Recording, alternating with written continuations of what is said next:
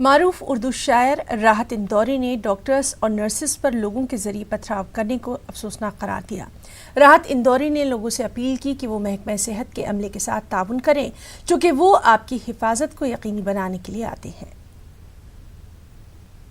دوستو، کل جو ہمارے شہر میں واقعہ پیش آیا اس کی وجہ سے یقین مانیے کہ سارے ملک کے لوگوں کے سامنے شرمندگی سے گردن جھک گئی، شرمساری ہوئی۔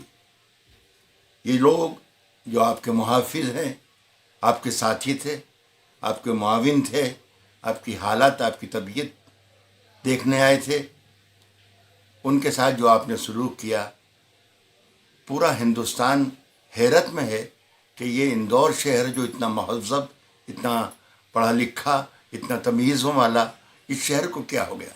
کس کی نظر لگ گئی؟ کن افواہوں میں آپ لوگ گر گئے؟ خدا کے لیے سوچ سمجھ کر قدم اٹھائیں۔